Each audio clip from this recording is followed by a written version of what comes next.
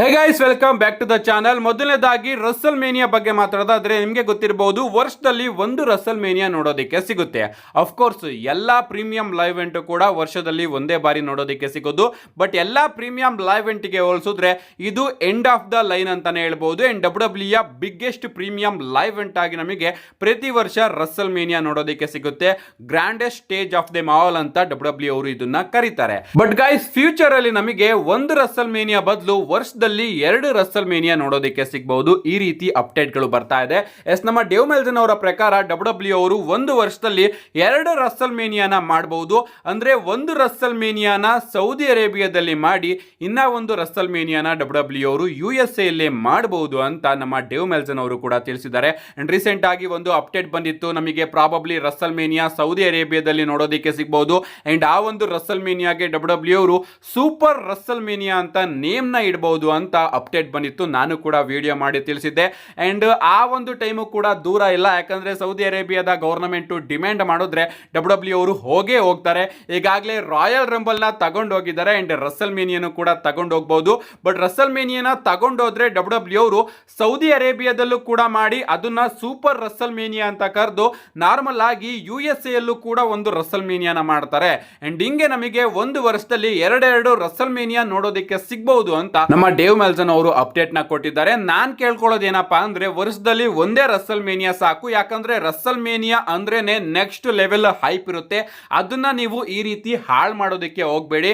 ನೀವೇನಾದ್ರೂ ಸೌದಿ ಅರೇಬಿಯಾದಲ್ಲಿ ಮಾಡಿದ್ರು ಕೂಡ ಒಂದೇ ರಸಲ್ ಮೇನಿಯಾನ ಮಾಡಿ, US ಅಲ್ಲಿ ಮಾಡಿದ್ರು ಕೂಡ ಒಂದೇ ರಸಲ್ ಮೇನಿಯಾನ ಮಾಡಿ. ಅದಕ್ಕೆ ನೀವು ಸೂಪರ್ ರಸಲ್ ಮೇನಿಯಾ ಅಂತೆಲ್ಲ ನೇಮ್ ನ ಇಟ್ಬಿಟ್ಟು ರಸಲ್ ಮೇನಿಯಾ ನೇಮ್ ನ ಹಾಳು ಮಾಡಬೇಡಿ.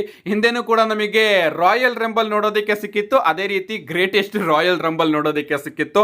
ಅಂಡ್ ಅದಂತೂ ಸಿಕ್ಕಾಪಟ್ಟೆ ಫೇಲ್ ಆಯ್ತು ಅಂತಾನೆ ಹೇಳ್ಬಹುದು.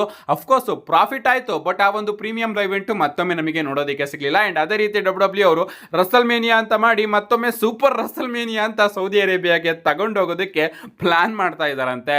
ನೆಕ್ಸ್ಟ್ ಅಪ್ಡೇಟ್ ಕಡೆ ಬರೋದಾದ್ರೆ ಇದಿರ್ತಕ್ಕಂಥದ್ದು ನಮ್ಮ ಕೇರಿಯನ್ ಕ್ರಾಸ್ ಅವರ ಬಗ್ಗೆ. ನಿಮ್ಗೆ ಗೊತ್ತಿರಬಹುದು, ನಮ್ಮ ಕೇರಿಯನ್ ಕ್ರಾಸ್ ಅವರು ನಮಗೆ ನೈಟ್ ಆಫ್ ಚಾಂಪಿಯನ್ಸ್ ಅಲ್ಲಿ ನೋಡೋದಕ್ಕೆ ಸಿಗ್ತಾ ಇದ್ದಾರೆ.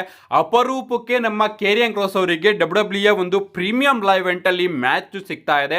ಲಾಸ್ಟ್ ಟೈಮು ಅವರು ಯಾವ ಪ್ರೀಮಿಯಂ ಲೈವ್ ಇವೆಂಟ್ ಅಲ್ಲಿ ಮ್ಯಾಚ್ ಆಡಿದ್ರು ಅಂತ ನಿಜವಾಗ್ಲೂ ನನಗಂತೂ ಮರ್ತೋಗಿದೆ. ನನಗೆ ನೆನಪಿರೋದು ಎಕ್ಸ್ಟ್ರೀಮ್ ರೂಲ್ಸ್ ಅಲ್ಲಿ ಡ್ರೂ ಮ್ಯಾಕೆಂಟೈರ್ ಅವ್ರನ್ನ ಫೇಸ್ ಮಾಡಿದ್ರಲ್ಲ, ಅದೇ ಮ್ಯಾಚ್ ಅವ್ರದ್ದು ನನಗೆ ಪ್ರೀಮಿಯಂ ಲೈವ್ ಇವೆಂಟ್ ಅಲ್ಲಿ ಆಡಿರೋದು ನೆನಪಿರೋದು. ಅದನ್ನ ಬಿಟ್ರೆ ಇನ್ಯಾವ ಮ್ಯಾಚ್ ಕೂಡ ಪ್ರೀಮಿಯಂ ಲೈವ್ ಇವೆಂಟ್ ಅಲ್ಲಿ ಆಡಿರೋದು ನೆನಪಿಲ್ಲ, ಅಥವಾ ಆಡೇ ಇಲ್ವಾ ಅಂತ ಗೊತ್ತಿಲ್ಲ. ನಿಮ್ಗೆ ಏನಾದ್ರೂ ನೆನಪಿದ್ರೆ ಕಮೆಂಟ್ ಸೆಕ್ಷನ್ ಅಲ್ಲಿ ಕಮೆಂಟ್ ಮಾಡಿ. ಅಂಡ್ ಅದಕ್ಕೆ ನಮ್ಮ ಕೇರಿಯನ್ ಕ್ರಾಸ್ ಅವರು ಕೂಡ ಫ್ಯಾನ್ಸ್ ಗಳಿಗೆ ಥ್ಯಾಂಕ್ಸ್ ನ ತಿಳಿಸಿದ್ದಾರೆ. ಅವ್ರು ಹೇಳ್ತಾರೆ, ನಿಮ್ಮ ಸಪೋರ್ಟ್ ಇಂದಾನೆ ಇದೆಲ್ಲದೂ ಕೂಡ ಸಾಧ್ಯ ಆಗಿದ್ದು.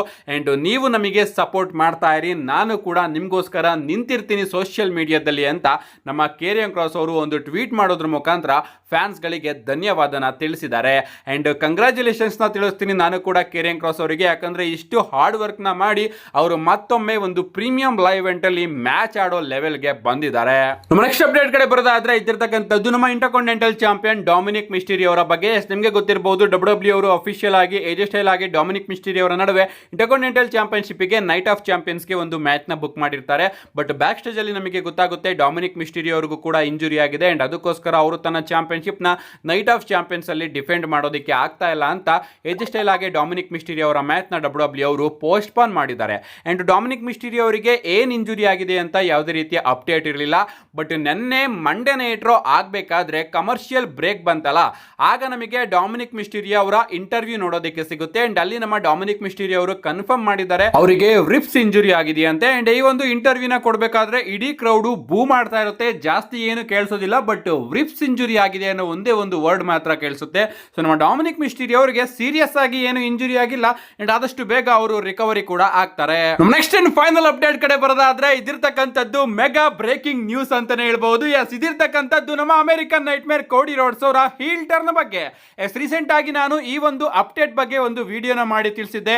ಪ್ರಾಬಬ್ಲಿ ನಮಗೆ ಕೋಡಿ ರೋಡ್ಸ್ ಅವರ ಹೀಲ್ ಟರ್ನ್ ಆದಷ್ಟು ಬೇಗ ನೋಡೋದಕ್ಕೆ ಸಿಗಬಹುದು. ಯಾಕಂದ್ರೆ ಅದರ ಟೀಸರ್ಸ್ ಗಳನ್ನ ನಮ್ಮ ಕೋಡಿ ರೋಡ್ಸ್ ಅವರು ಮಾಡಿದ್ರು ಕಳೆದ ಸ್ಮ್ಯಾಕ್ ಡೌನ್ ನಲ್ಲಿ. ಅವರು ಒಂದು ವರ್ಡ್ ಕೂಡ ಮಾತಾಡಿರಲಿಲ್ಲ, ಬದಲಿಗೆ ಫೇಶಿಯಲ್ ಎಕ್ಸ್ಪ್ರೆಷನ್ ಸಿಚುವೇಶನ್ ಕೂಡ ತುಂಬಾ ವಿಚಿತ್ರ ಅಂತ ಅನಿಸ್ತಾ ಇತ್ತು. ಅಂಡ್ ರೀಸೆಂಟ್ ಆಗಿ ನಮ್ಮ ಜಾನ್ಸಿನ್ ಅವರು ಕೂಡ ಮೆನ್ಷನ್ ಮಾಡಿದ್ರು, ಸ್ಮ್ಯಾಕ್ ಡೌನ್ ಆಗಿ ನೈಟ್ ಆಫ್ ಚಾಂಪಿಯನ್ಸ್ ನ ಯಾರು ಕೂಡ ಮಿಸ್ ಮಾಡ್ಕೋಬೇಡಿ, ಯಾಕಂದ್ರೆ ತುಂಬಾ ದೊಡ್ಡ ವಿಚಾರ ನಿಮಗೆ ಅಲ್ಲಿ ನೋಡೋದಕ್ಕೆ ಸಿಗುತ್ತೆ ಅಂತ. ಅಂಡ್ ಆಗ ನಾನು ಪ್ರೆಡಿಕ್ಟ್ ಮಾಡಿದ್ದೆ ಪ್ರಾಬಬ್ಲಿ ಅಲ್ಲೇ ನಮಗೆ ಕೋಡಿ ರೋಡ್ಸ್ ಅವರ heel turn ನೋಡೋದಕ್ಕೆ ಸಿಗಬಹುದು, ಅಲ್ಲಾಗ್ಲಿಲ್ಲ ಅಂದ್ರೂ ಕೂಡ ಆದಷ್ಟು ಬೇಗ ನೋಡೋದಕ್ಕೆ ಸಿಗಬಹುದು ಅಂತ.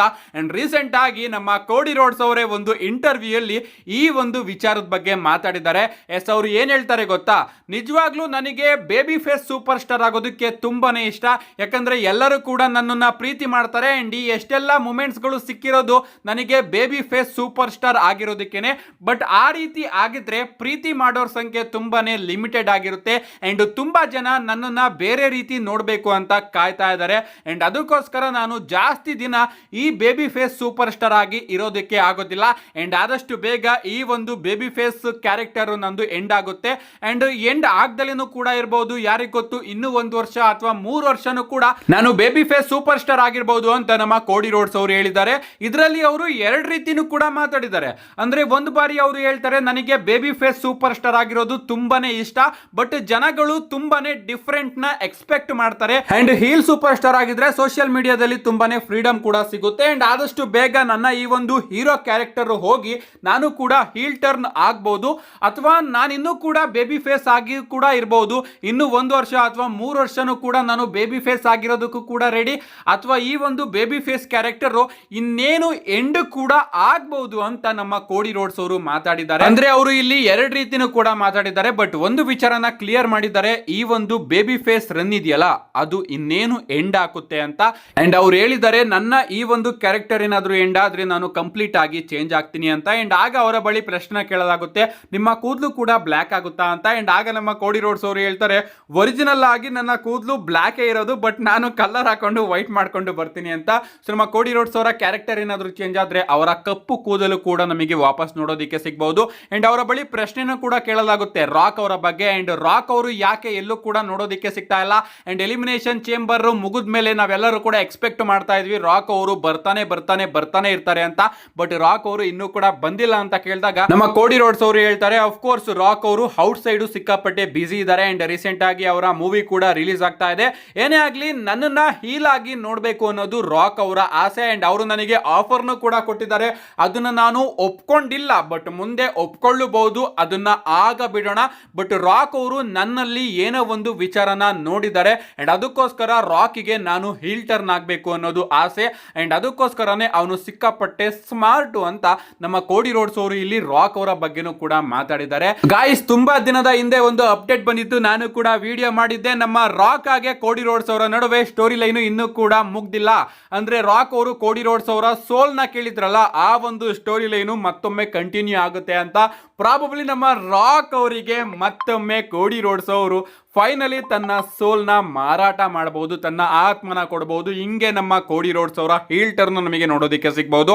ನಮ್ಮ ಕೋಡಿ ರೋಡ್ಸ್ ಅವರು ಕ್ಲಿಯರ್ ಆಗಿ ಹೇಳಿದ್ದಾರೆ, I do think we are at the end of the tail ಅಂತ ನಮ್ಮ ಕೋಡಿ ರೋಡ್ಸ್ ಅವರು ಕ್ಲಿಯರ್ ಆಗಿ ಹೇಳಿದ್ದಾರೆ. ಅಂದ್ರೆ ನಾವು ಈ ಒಂದು ಬೇಬಿ ಫೇಸ್ ಕ್ಯಾರೆಕ್ಟರ್ ನ ತುದಿಯಲ್ಲಿ ಇದೀವಿ ಅಂತ ನಮ್ಮ ಕೋಡಿ ರೋಡ್ಸ್ ಅವರು ಹೇಳಿದ್ದಾರೆ. ಸೊ ಬೇಬಿ ಫೇಸ್ ಕ್ಯಾರೆಕ್ಟರ್ ಮುಗಿದ ಕೂಡಲೇ ಅವರ ಹೀಲ್ ಟರ್ನ್ ನಮಗೋಸ್ಕರ ಕಾಯ್ತಾ ಇದೆ. ನಾನಂತೂ ಸಿಕ್ಕಾಪಟ್ಟೆ ಕಾಯ್ತಾ ಇದ್ದೀನಿ ನಮ್ಮ ಕೋಡಿ ರೋಡ್ಸ್ ಅವ್ರನ್ನ ಹ್ಯಾಸ್ ಹೀಲ್ ನಾನು ನೋಡೋದಕ್ಕೆ. ನಿಮ್ಗೆ ಅನ್ಸುತ್ತೆ ಇದ್ರ ಬಗ್ಗೆ ನಿಮ್ಮ ಅನಿಸಿಕೆನ ಕಮೆಂಟ್ ಮಾಡಿ ಅಂತ ಹೇಳ್ತಾ, see you guys in my next video.